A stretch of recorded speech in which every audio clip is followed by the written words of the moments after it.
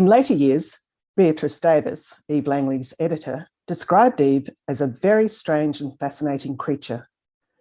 She perceived her to be physically strong, but uninterested in the normal comforts that conventional people expect. She had a world full of fantasy, but could be extremely practical. She seemed tremendously shy, yet on the other hand, she was completely without fear. It was very difficult to feel close to Eve because you never felt she was really there at all. Douglas Stewart also noted the complexity of his friend who, despite appearances, could address the demands of writing life like any other author. All those years when she had this terrific drop into eccentricity, she could write a perfectly sane letter, have a perfectly sane interview. When we had a talk with her about the unpublished novels, we said we hoped to get around to selecting from them sometime, and she was satisfied with this. It was a perfectly normal conversation, just like with any other author. This perplexing individual, who could be frumpy one minute and alive with the sparkling green eyes of a Becky Sharp the next, at one moment lucid and the next drifting off into another plane of thought, inspired great loyalty, friendship and admiration. Her lifelong friend, poet Gloria Rawlinson, wrote to Eve in January 1958, "I love you for your pluck and your eyes which see so much. What more can one say?" Eve's letters have a special role in accurately recreating the circumstances of her life after 1950. The relationship that developed between Eve and Beatrice Davis and Nan MacDonald was essentially related to Eve's performance as a writer. But in her correspondence with her editors, Eve described her thoughts and activities on a more personal level. Her best letters combined the unique and memorable qualities of her prose. Douglas Stewart observed that she wrote lovely letters, lovely words like melancholy that she liked just for the sound of them. There was realism and humour. The letters lit up the day. When you got a letter from Eve Langley, that was a wonderful event. Eve was a knowing creature whose drifts into fantasy were deliberately cultivated. She saw herself as a traveller in body and spirit, and unconstrained by convention or time or place. In a rare interview, she explained her philosophy. "A nomadic writer has more to say than a settled writer could ever say. The gypsy can speak, but the man who is settled, he can't speak. I'm just like a caravan, and like a caravan, I am born to wander across all the plains of fantasy. That's what I really cultivate, a sort of embroidery of literature. I don't think myself that I've done very much in this world as a writer, except as one who chatters and embroiders all the time, endlessly, a great fantasy of romance.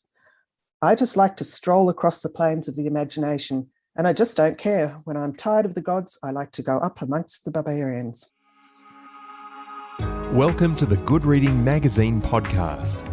Good Reading is a monthly magazine dedicated to books and reading and aims to help readers discover their next favourite book. You can find out more about the books discussed on today's podcast at goodreadingmagazine.com.au.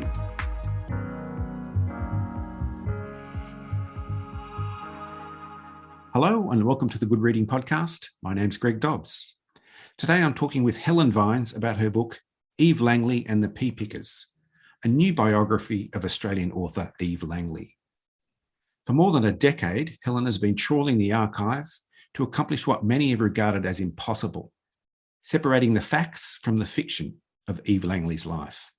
Helen, welcome to the Good Reading Podcast. Thank you very much for having me. Helen, what strikes me first about this biography is the extraordinary level of detail you've achieved and the way you've been able to piece together a disjointed and rather chaotic life story. Where has your research taken you where others have feared to tread? Basically to the archives. The archives are where the magic happens when it comes to Eve Langley. You find a family history that is very problematic in many ways. The archives are very chaotic in many respects, and they're also in very fragile and edited versions often.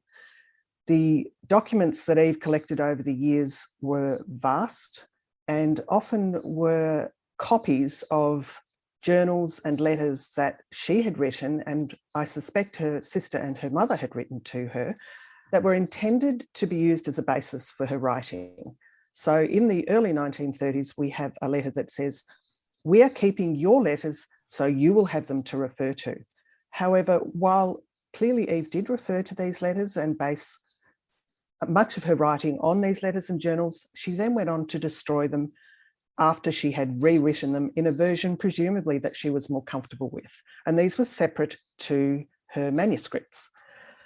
This is problematic because we need to see the originals really to know exactly what she was doing, what she was thinking, and what her purposes were in writing. And I decided that I would use a very strict methodology when I was constructing her biography, which is to say that I only use contemporary documents. I did not refer to her fiction as evidence of an occurrence in her life. So it enabled me to construct something that was incontestable in an environment which was very contested, which is to say many people who read her fiction as being straight autobiography came to conclusions which were not supported by the evidence. So the archives were very, very significant in terms of articulating who she was at particular points in time. The essential problem in Eve Langley and the Pea Pickers, and there's a line I would think that addresses it quite nicely, is Eve's fiction has segued into her biography, and her biography has leached into readings of her fiction. So separating the facts from the fiction of Eve Langley's life has been a problem.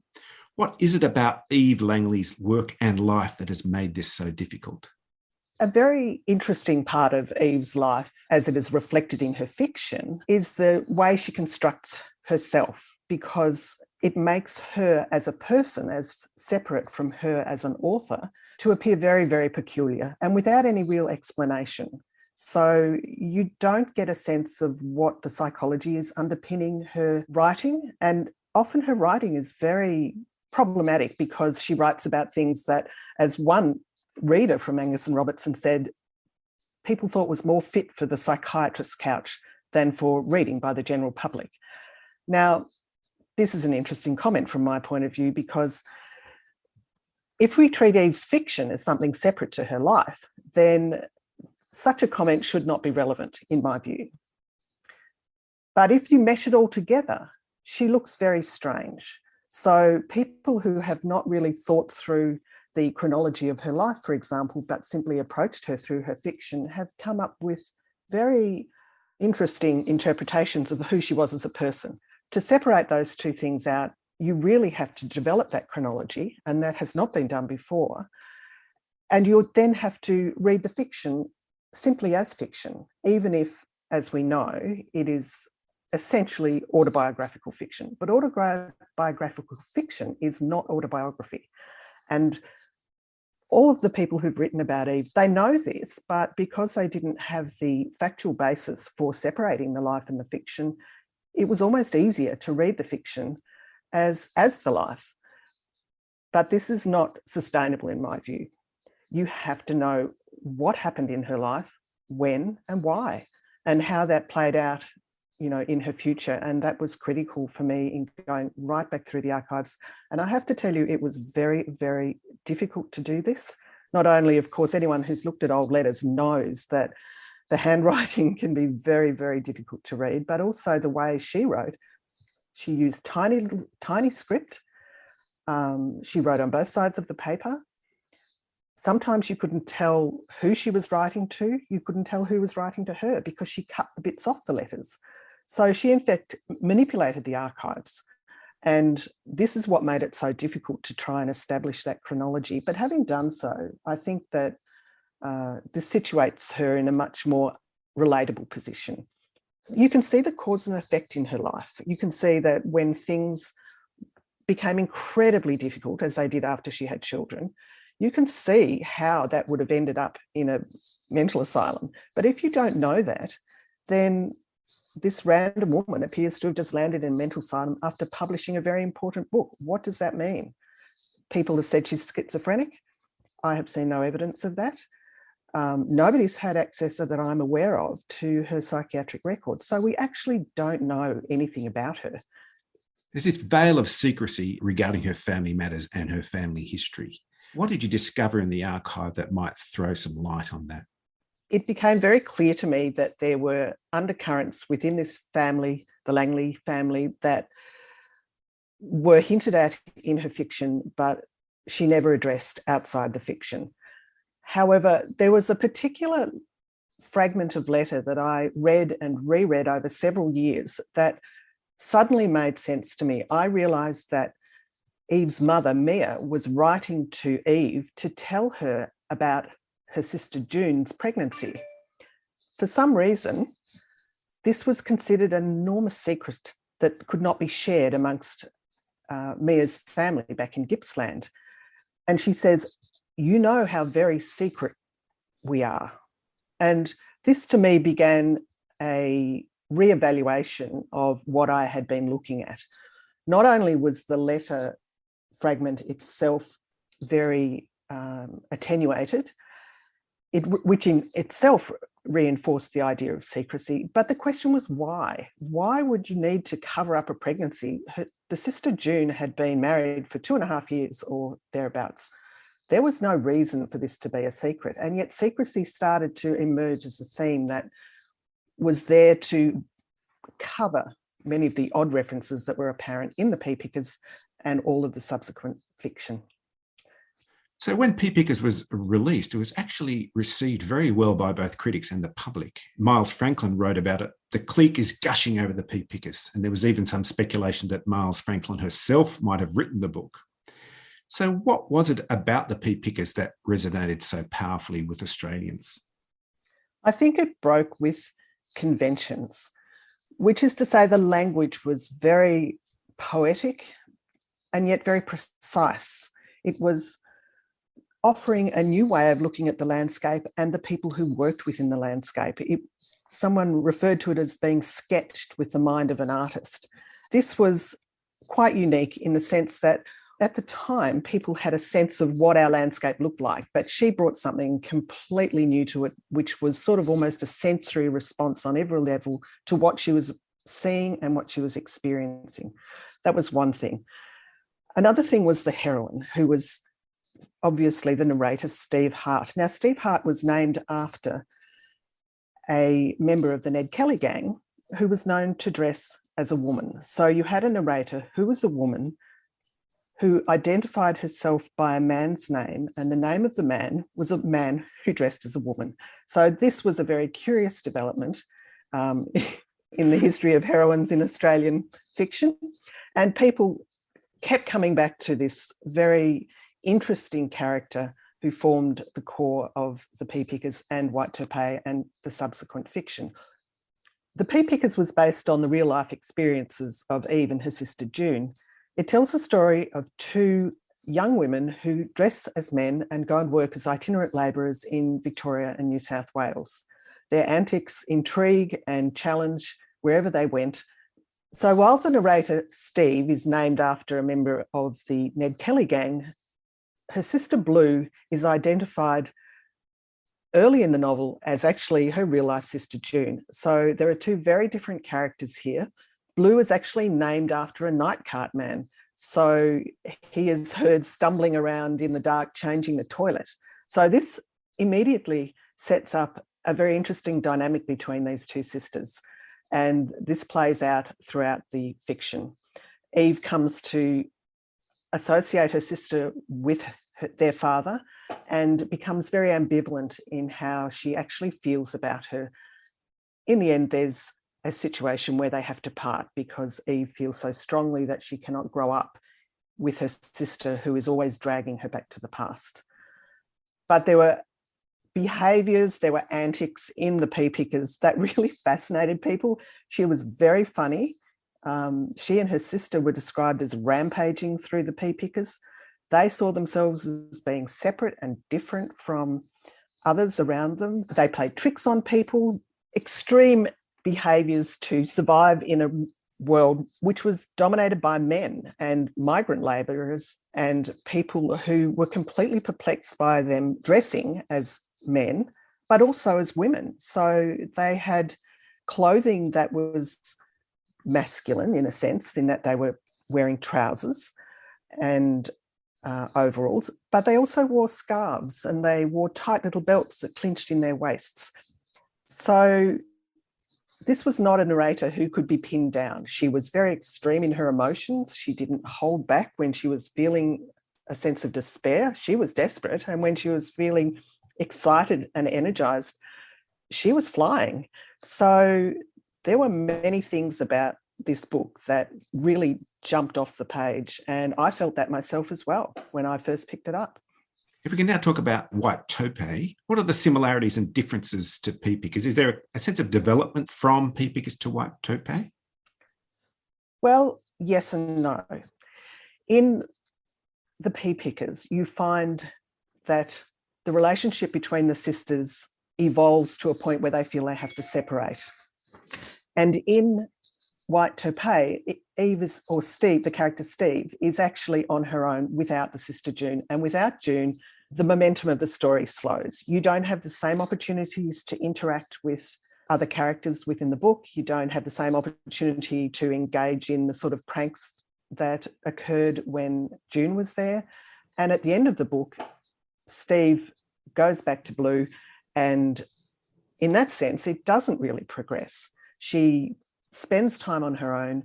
She's working as a labourer still. It's still a really beautiful book, but everybody from Nan MacDonald, who edited the book, through to, well, to myself, I guess, had a sense that this was a sort of extension, but not a development. So following white topaz, Eve's success in publishing was quite limited. How much of that success can you attribute to Eve herself, and how much to her publisher, Angus and Robertson? Eve submitted her manuscripts in a form that was difficult to read.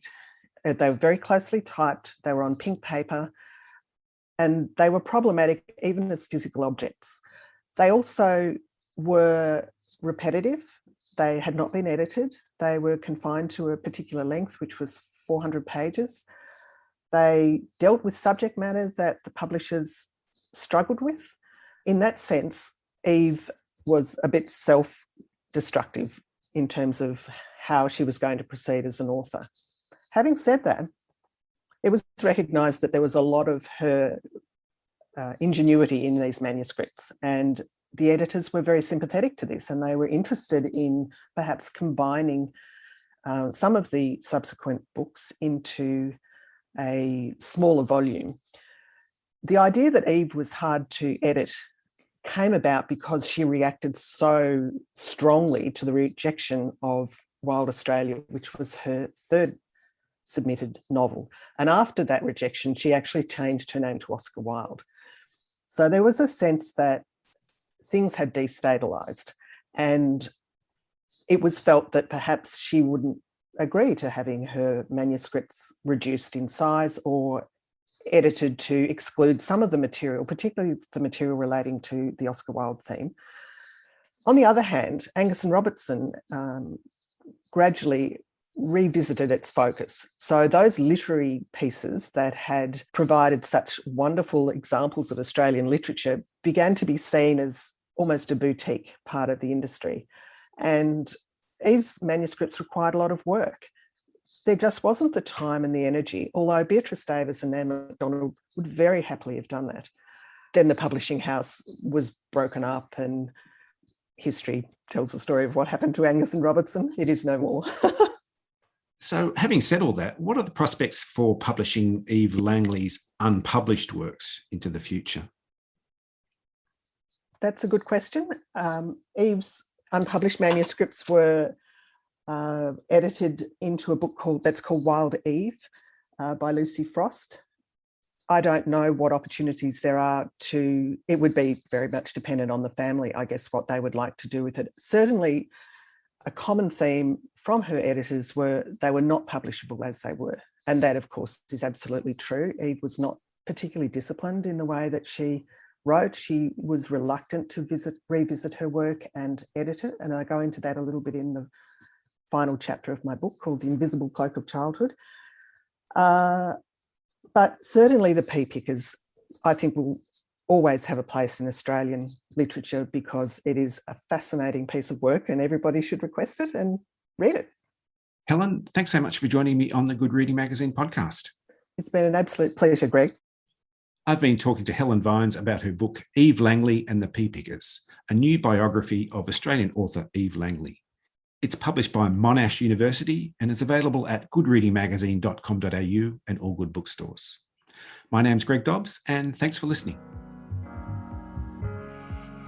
Subscribe to Good Reading print and online magazine at goodreadingmagazine.com.au.